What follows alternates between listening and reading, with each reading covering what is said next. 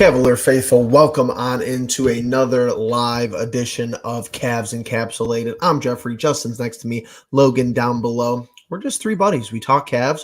We have fun doing it over here on the Cleveland Pulse. Gentlemen, not only is it a huge game tonight as far as continuing to test our Cleveland Cavaliers, but as no surprise here from Cameron Justice here a little bit earlier today over on X, JB Bickerstaff said Evan Mobley will return from his knee injury tonight.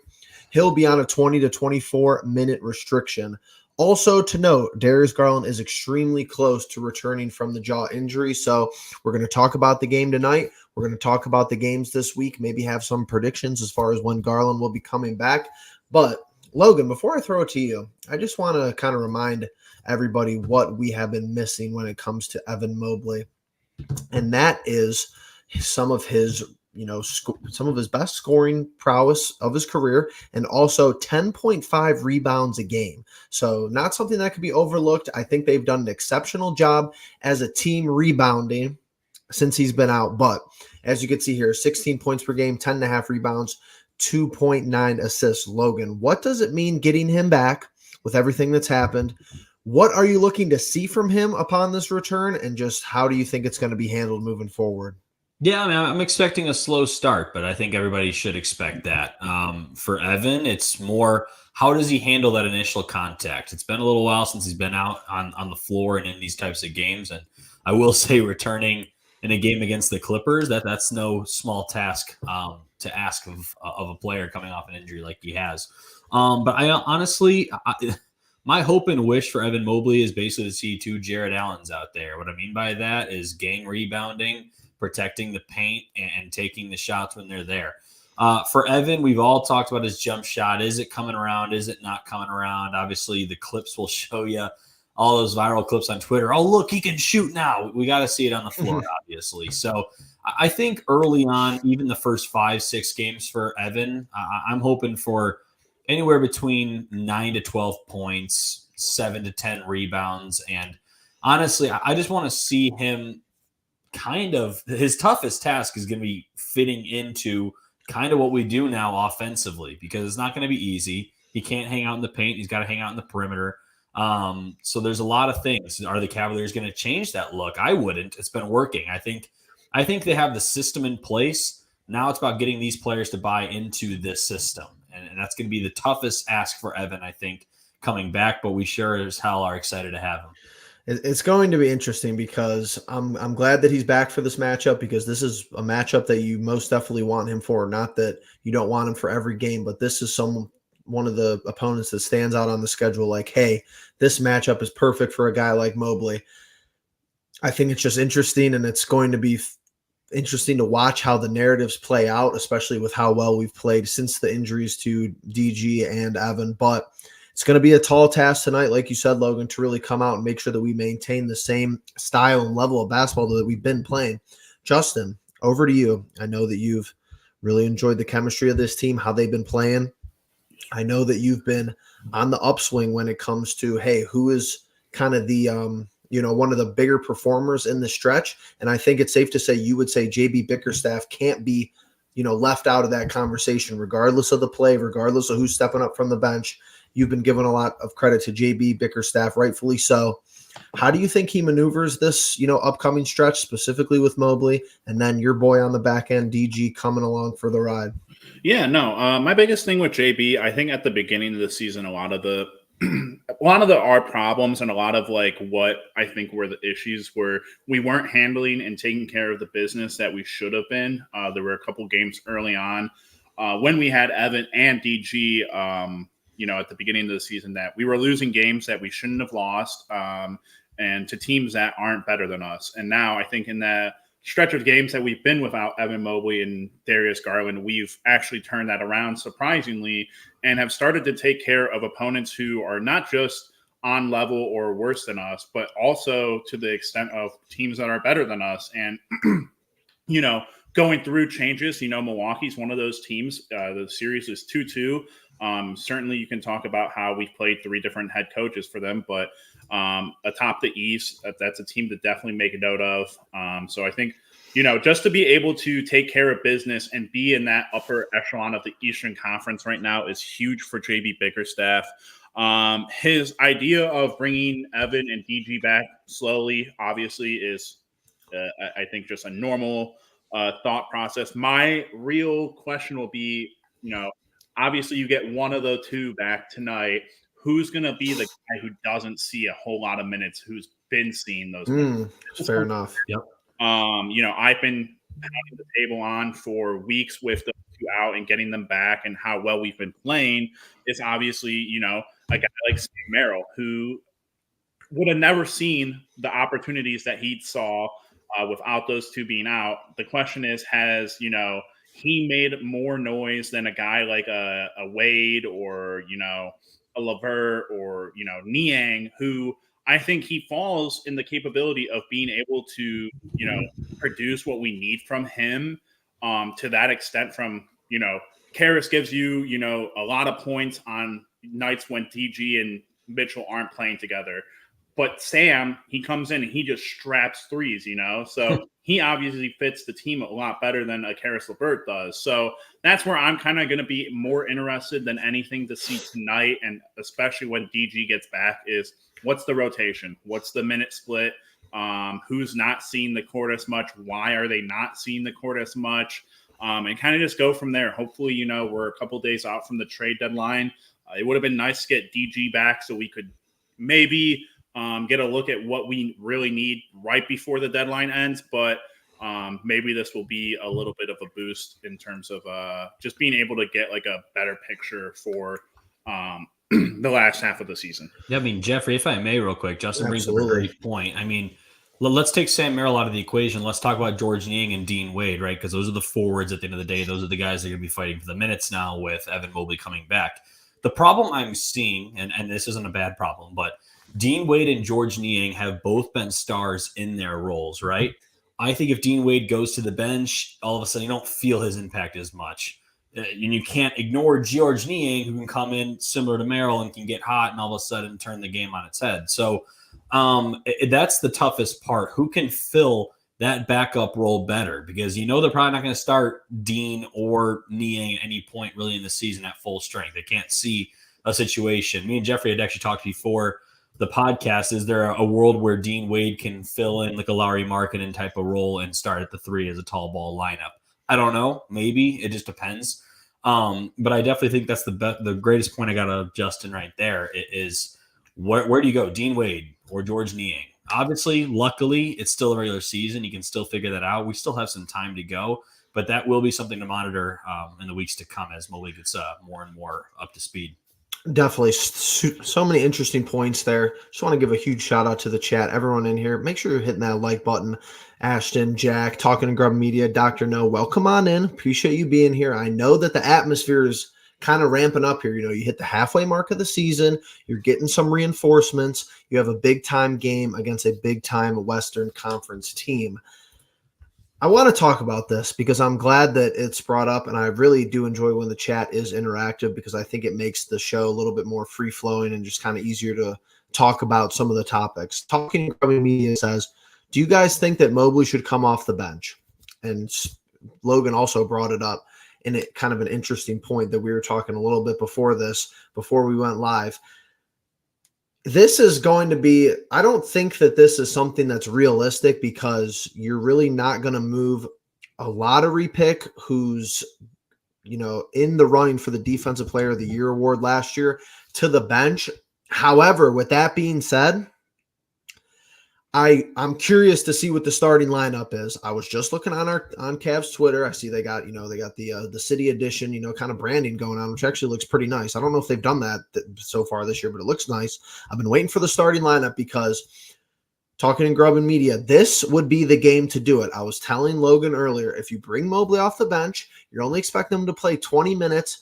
How does the rotation look when it's still, Wade at the 4, JA at the 5, and then Mobley is kind of your first reserve off the bench with other guys, maybe like a LeVert, maybe like a Sam Merrill?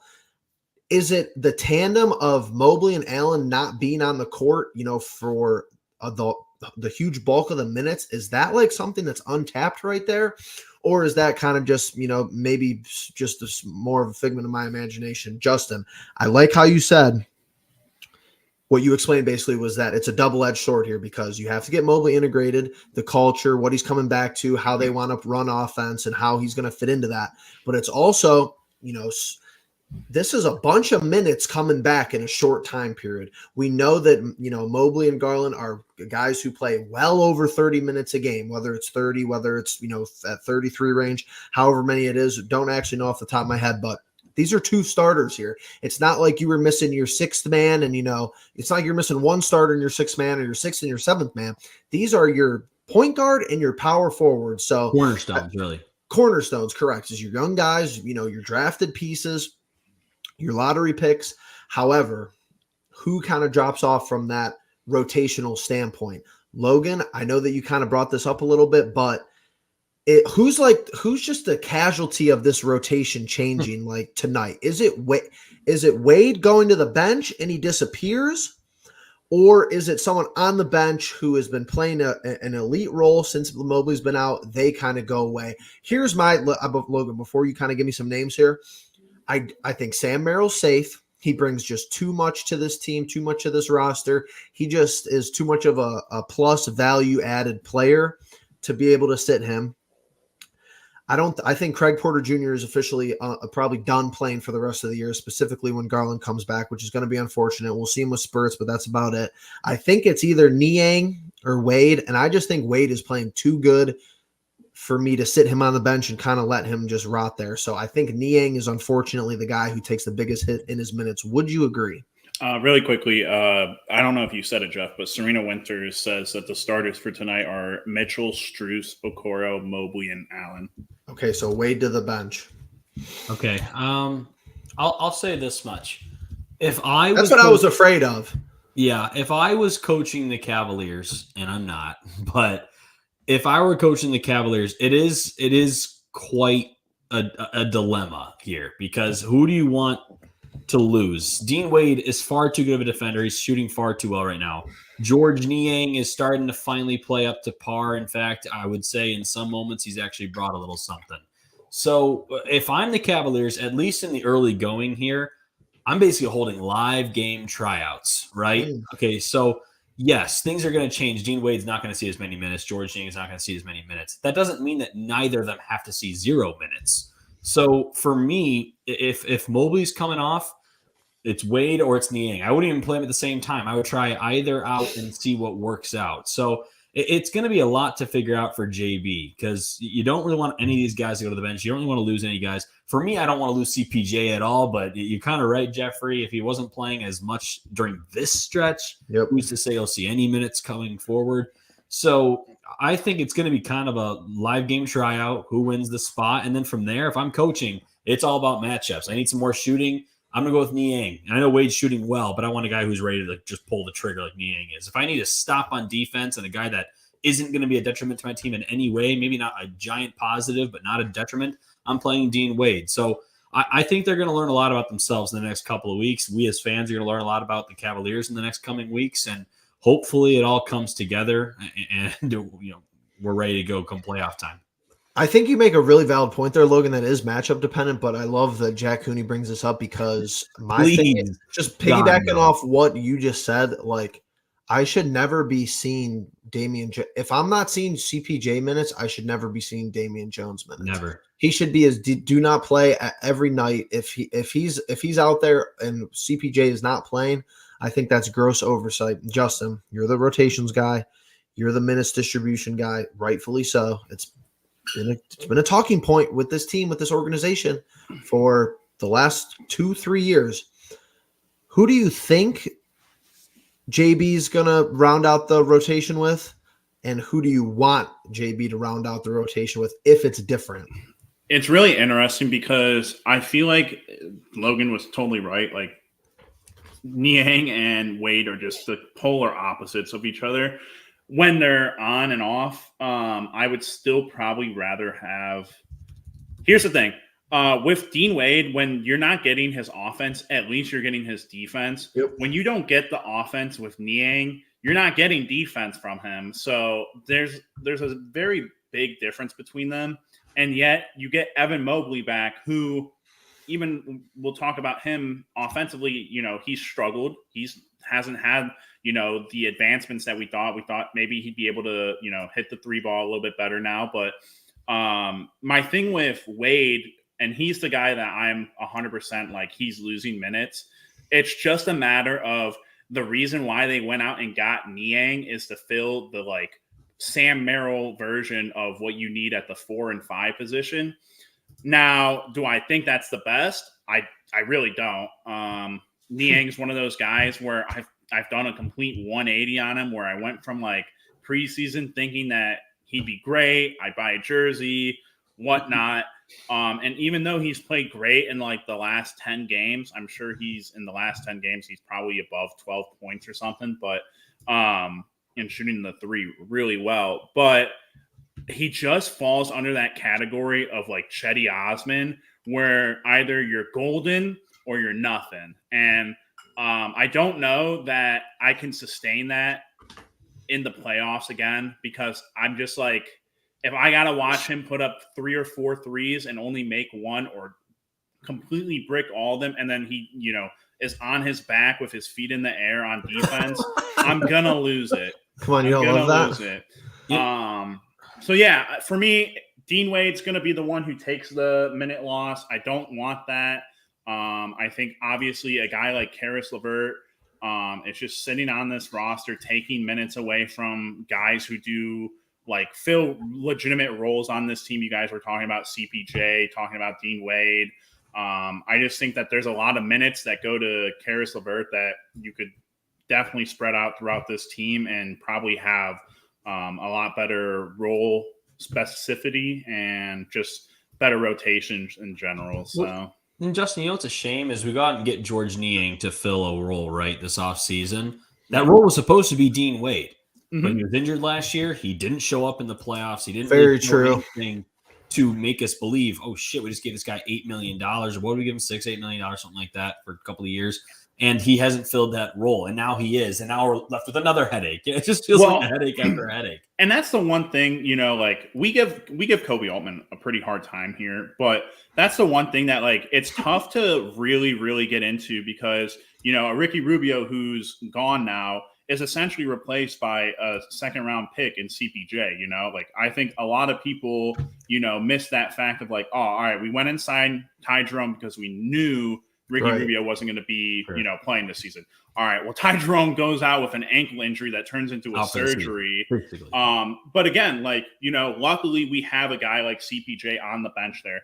A guy like Dean Wade, he goes and gets hurt. And we've talked about it with Dean Wade. We thought he could be, before you said it here, Jeff, we've talked about it in past recordings. We've always thought that Wade has marketing potential. He has just never consistently lived up to it. He's had great spurts, but he just cannot, for some reason, find that groove. And again, like even Markkanen struggled as that 5th guy in the starting lineup, but still managed to find ways to be impactful, and especially on the defensive end, which Wade is good at. But it's just tough when there's all these minutes. And again, you're playing so many small wings and guards that, your only backup big right now that you play is George Niang, which is not great. Well, Jack, I mean, just having probably the MVP of the stream so far. I agree with this, but I still think that there has to be a little bit of expectations tempered from the Cavalier faithful. I get it. It's been a fun time. I've enjoyed watching them too. They've fought through adversity, all things you want to see from a team that is still developing and still very, very young. It's a good headache for JB to having so many genuine contenders to get minutes as opposed to last year. I agree. This team, I think, objectively is deeper and has better basketball players than the roster a year ago. However, you kind of said it right there. It's a good headache, but it's still a headache. JB's pulling the string. So I see these graphics. I see these tweets. Oh, the Cavs are 10 deep easily. it's just not how it shakes out in the playoffs. I encourage people to go back and look at the minutes distribution from last season in the Knicks playoff series. Maybe I'll do a standalone video about it. We don't have that much time to get into it here. Even go back to the play-in game 2 years ago where you have 7-game sample size, conveniently the same length as a full series of coaching minute distributions from JB.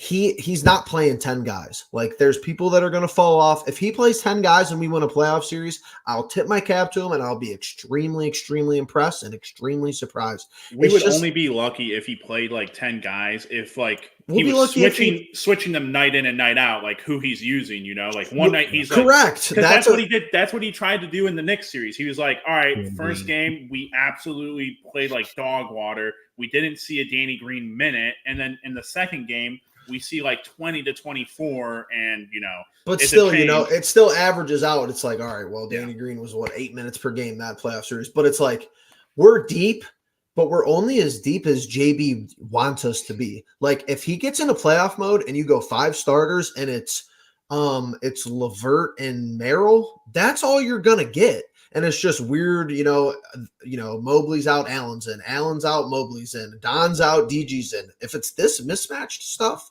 you're not seeing the 9th and the 10th guy. You're never seeing Niang. I can guarantee you're not seeing CPJ. You're not seeing any backup 5 minutes, even if it's Tristan. We keep whatever. saying Niang. I don't know that, like, here's my thing, and this has always been just like a thing with, like, in the pros that I've always just never liked. It's just like Niang, for me, will never not see his usual minutes unless he's just completely god-awful.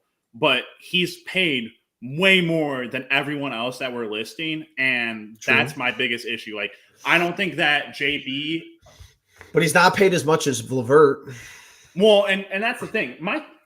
Again, I know what the 3-man rotation will be once we get to it. It'll absolutely be LeVert, Okoro, and Niang. And that'll be it. And it won't be great because you'll think, all right, well, you get breathers for a Mobley or an Allen from Niang, and then you get a breather for a Strus or a Garland or a Mitchell from LeVert and Okoro. And none of those 2 guys on the guard or wing rotation have nearly as close or same skills as the players they're replacing. That's my issue. That's Mobley checking out for Niang is just, I don't know. That's not making much sense to me. Niang checking in for either one of our 2 bigs. Now, if Niang was subbing in for Strus and he was the 3-point guy, great. That would make sense. You still need a 4 or 5 replacement, which is obviously like a TT thing or just not having a better player than Damian Jones as your backup. So that's where I take issue. And that's where I'm like, hey, you have all these guard wings, trade one of them, please, and go and get a 4 or 5, like a legitimate 4 or 5. Yeah. Gentlemen, if I may, please. Sure. I'm going to go back to our good friends, the Golden State Warriors again, because a lot of people have talked about how we've built a team similarly the way that Golden State did when they got rid of Monte Ellis, chose Steph Curry, we got rid of Colin Sexton, chose Darius Garland, and eventually make some signings and all that junk, and we have this and that. Whatever. We don't like Golden State. It is what it is. But what I will say, what was their calling card in the playoffs? I've never, ever, ever, ever understood this whole, you can only play 7-8 guys in the playoffs. Bull fucking shit. I'm sorry. To me, if your team is strong and it's strength in numbers like Golden State was, okay, let's look at that Golden State team, right? Leandro Barbosa, Sean Livingston, Andre Iguodala, right? Murray Spates. Like, these are names that people are not like. I mean, aside from Andre Iguodala, but people are not all over this crap, being like, "Oh, Murray Spates, that's a freaking player right there." He's not, but he. But they came in where they were good in spurts, and it worked. So for me, yes, you do play 7 to 8 guys the majority of the minutes. But I'm sorry if you can't find a 5 to 7 minute Festus Ezeli. There we go, doctor. Now another one. If you can't find 5 to 7 minutes for Sam Merrill to hit 2 triples for you, sorry, that doesn't make sense to me. I think this Cavs team, like I said, if I'm the coach here of the Cavaliers, I'm playing 9 to 10. Sure, I'm playing 7 to 8 the majority of those minutes, but I got to find minutes for somebody to give me a spark or do something differently. And that's what Golden State did. That's why they're so successful. Strength in numbers. I think the Cavaliers can do the same thing. We don't have to live by this adage and this this thing, it's 7 to 8 guys, has to be 7 to 8 guys. Bull crap. You do what makes your team successful. We've been successful playing as many guys as freaking possible. I just don't think JB's got that in him. Hope he proves me wrong. Yeah. But no, We'll I agree with you. Honestly, if you think it could work, then try to make it work. But I don't know. Like we've always said, regular season, postseason, two totally different things. But Logan, glad I got you fired up. We got like 10 minutes left here. Let's talk this matchup tonight. Then we're going to do predictions for the remainder of the week. Then we're going to send you over to John Michael and either Austin Carr or favorite beverage. or Brad Doherty and Serena Winters. However, Zubac is out. This should be a win tonight with him out. You got Mobley back. Here's my thing. Just don't let. No, I say that like they don't have Paul George, Kawhi, and James Harden. However, and Russell Westbrook coming on. You can't let these guys get established early. I think we were very fortunate to win the second Bucks game the way we started that game, just because when we've been winning basketball through this win streak, every first quarter, Cavs, we're up 17-5, 12-2, 14-6. It's been like that. It's been like that for a month, it feels like. Don't let these guys get confident. Don't let them get hot. Here's my thing. You play who I don't know who Okoro is going to guard. I put him on Kawhi. James Harden maybe. I feel like Mobley's guarding. I feel like you're going to put an Okoro on either George or Kawhi, and then Mobley's guarding the other one. It's going to be an interesting test. But Logan, what's the keys to the game here? And how do we win this game tonight? Rebound the damn basketball. You just told me Ivica Zubac is out. We should be winning the rebounding battle by 8 to 10 rebounds tonight. That's the way I look at it. And obviously we've done a good job of that lately, even minus Mobley. So I think these guys are going to make their shots. We're probably going to see 20, 20, and 20 from Harden, Kawhi, and Paul George. But it's the other guys, right? Russell Westbrook has historically played pretty well against the Cavaliers. All of a sudden he knows how to shoot a three-pointer. And to his credit, he's actually played well with the Clippers. Norman Powell can get hot in a hurry. That's a Cavalier killer back from the Toronto days that I remember. So guys are going to score. You got to do everything else that's in your power, though. You got to make the most of your possessions. Don't turn to the basketball, rebound. Every time you ask me for the keys to the game, I basically tell you what like my fifth grade coach would tell me to do. God, take care of the basketball and rebound. It's really not rocket science. But that's true, especially with a team that has all these scores. They can beat you in a bunch of different ways. You have to win every other battle correctly, and I think it starts with rebounding. And honestly, continue to play team basketball down the stretch and throughout just the entirety of the game. Like I've seen some decent, maturation throughout the stretch where I feel like there's less taking the air out of the ball, even if there's, 2-3 minutes left and we're on our heels at some point. And it's like, hey, make the extra pass, skip feeds, go down low, take what the defense gives you. If it's a 3-pointer that is wide open, go ahead with your life. If it's a backdoor cut, whatever it may be, you don't have to come down and hold the ball. And it's 20 seconds on the shot clock. It's 15 seconds on the shot clock. Now it's down to 7. Now you're all the way down to 3 seconds. You're hoisting some hero ball shot. But Justin, thoughts here versus the Clippers before we get into predictions? Yeah, we're gonna get mollywopped. Okay. Oh my God. No, I mean, I'm just gonna be honest. They just beat the Celtics at home. You remember the Celtics who were undefeated at home until very, very recently. Now they've taken 2 losses. But yeah, they did that without Zubac. And so I don't know. I mean, I thought this was a loss. I didn't know that they didn't have Zubac already. And then I looked up that the last game they played without Zubac, they beat the Celtics pretty handedly at Celtics. So unfortunately, my keys to the game would just be like, limit the amount of 3 points they're going to take, because I still think we're the taller, bigger team. But at the same time, who knows? I think rebounding is just one of those things that historically in the last 10 games, we've done really well. But when we've had 2 7-footers out there, I feel like we've always done so poorly. So true. I don't know. It's interesting. I don't know what about that fact of like 2 7-footers being out there at the same time makes us rebound worse, but it is what it is. I think this is probably a loss, but Who knows? Well, We played very well in the last 10 games. I'm glad you brought that up because the winner, if the Cavs win tonight, I will overtake you in first place of the Cavs encapsulated league standings. I think that's what happened last year. I had a lead for a while, and then A little bit. So we got Mobley returns live. I'm not going to finalize this record, of course. Looking just a quick look ahead before we sign off here. We play the Pistons, then we're at Grizzlies, at Spurs. 3 super suboptimal teams. Right. 2 of them on the road, and 1 is a back-to-back. So, I think that you get an A for effort for the Clippers game, but after that, it's kind of like lock in and just do your job, regardless of the outcome. Tonight, I still think the Cavs get the job done. But let me start here. I'm taking this game. I'm still taking the Cavs at this game. If we lose that game, you can't lose to Detroit. I know they just won, but I don't know. The number 1 team in the West, Jeffrey.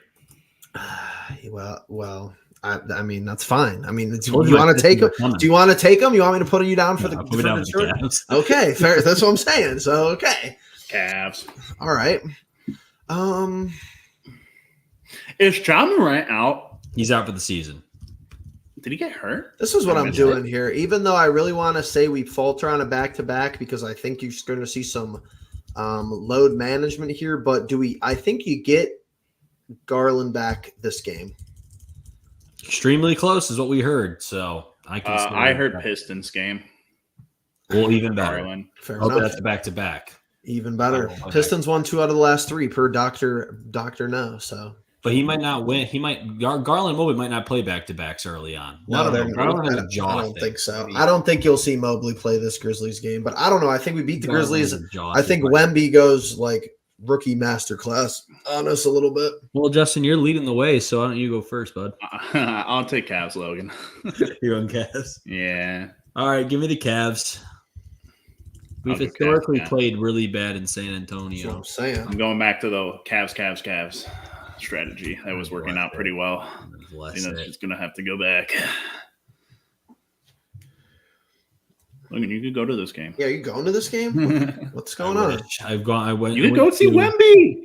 I know. I went. Are those tickets expensive down there, Logan? Do you like take a look and you're just like, oh shoot? They weren't. No, the Spurs games are very affordable, and honestly, any Spurs fans that are watching, you guys are great. They're great fans. Aww. Very, very kind. Very hospitable to me. After the game, like, you guys are young. You guys are a good team coming. I'm like, yeah, man, screw Charles Barkley then. Yeah, he's talking bad on the people of San Antonio. That's a whole different story. Yeah, I'm gonna go with the Spurs. I think Devin Vassell, guys like Keldon Johnson, Victor Wembanyama, we struggle with the young teams sometimes. Those teams that are just a little bit fast. Jetty Osman. Don't forget about Jetty Osman. Gotta go see Jetty. Wow. So, totally forgot. He's selling out arenas down there in San Antonio. Jetty and Wemby. It's like the international Jetty and Wemby. European squad down there. The season ticket holder membership actually went up a lot higher once Jetty came to San Antonio. It wasn't about Wembanyama. It had nothing to do with Wembanyama. Couldn't have been Victor, but fair enough. Yeah, I don't know. I don't like the matchup in San Antonio. I just don't. It's a game we should win, but it's a game that, as a fan who's watched those games very closely, I don't think we win. Well, gentlemen, should be interesting. Cavs Clippers tonight. Tip off probably in about 12 minutes here. They tip off about 7 minutes after the scheduled time. Couldn't tell you why. It's an NBA thing. Plenty of time to crack open your favorite beverage and settle on it. Who wants to see an alternate broadcast where it's just Logan doing the commentary? I could try it out. I would do the color. It might be difficult. I mean, me and Dr. No braved it through the Nuggets challenge last year, and it was terrible, but we were there for the ride. With that being said, though, everyone in the chat, appreciate you guys. Ashton, Jack Cooney, Talking and Grubbing Media, Forsaken Apostle, Dr. No, of course, Jake D, everyone involved tonight. I can't believe that there's a Festus Ezeli reference in our Cavs Encapsulated chat in January of 2024, but here we are. With that all being said, hit that like button, comment down below. What do you guys want to see us talk about in the future? We got plenty of content on the way. Browns, Cavs, shorts, historical stuff. You're not going to want to miss it. And yeah, go Cavs. With that all being said, we appreciate you being the pulse of it all.